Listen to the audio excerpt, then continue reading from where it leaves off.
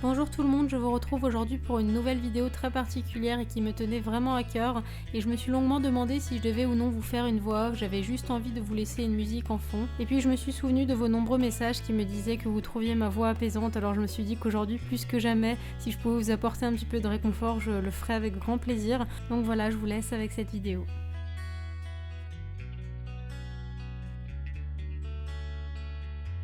Pour ces différents nail art, j'ai utilisé une base et un top coat, un vernis à ongles blanc, de la peinture acrylique noire, jaune et orange, un pinceau fin et une palette.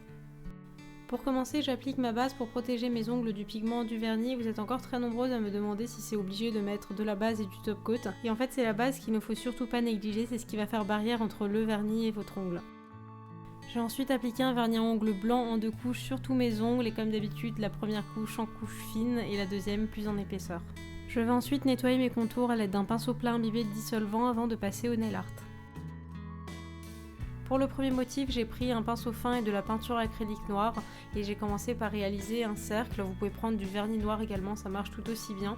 Une fois que c'est fait, j'ai tracé une ligne verticale bien au milieu du cercle de la première ligne verticale qu'on avait réalisée et je vais réaliser une dernière ligne horizontale, ce qui nous donne vraiment cette tour Eiffel en forme de Peace and Love. Pour le deuxième motif, j'ai également pris un pinceau fin et de la peinture acrylique noire ou du vernis. J'ai commencé par tracer les 2 yeux fermés. Donc pour ça, je vais faire des sortes d'arcs de cercle. Et ensuite, j'ai réalisé de toutes petites lignes pour faire les cils. Et enfin, pour la larme, j'ai fait une sorte de goutte. Et à l'intérieur, j'ai fait comme pour le premier motif que je vous ai montré, c'est-à-dire une ligne verticale, les 2 petits rabats en partant du milieu de la ligne verticale et ensuite une dernière ligne horizontale. Sur mon index, j'ai écrit la phrase Pray for Paris. Après, vous pouvez vraiment écrire la phrase qui vous donne un petit peu d'espoir, vraiment la phrase que vous souhaitez.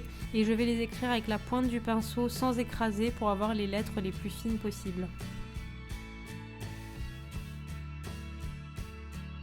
Sur mon pouce, j'ai dessiné une bougie, une flamme, un espoir et pour ça j'ai commencé par prendre un pinceau fin et j'ai réalisé les contours de la bougie. Donc pour ça j'ai réalisé 2 lignes fines et une à l'horizontale pour faire une sorte de rectangle.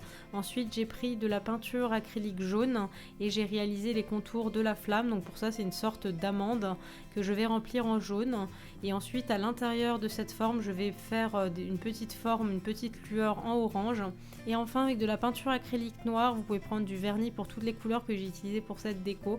J'ai réalisé la mèche en réalisant une ligne verticale. Et pour ajouter un petit peu de relief, j'ai réalisé les coulures de cire en faisant des formes de gouttes. Après faites vraiment en fonction de la taille de votre ongle, vous n'êtes absolument pas obligé de les faire. Et pour le dernier motif qui est sans doute le plus simple mais vraiment le plus symbolique et par lequel je voulais terminer cette vidéo, c'est un cœur qui représente l'amour qui doit nous unir et aujourd'hui plus que jamais. Comme d'habitude, je termine ce nail art en appliquant une bonne couche de top coat et c'est d'autant plus important ici étant donné que j'ai utilisé de la peinture acrylique et elle partirait à l'eau si jamais je n'appliquais pas de top coat pour finir.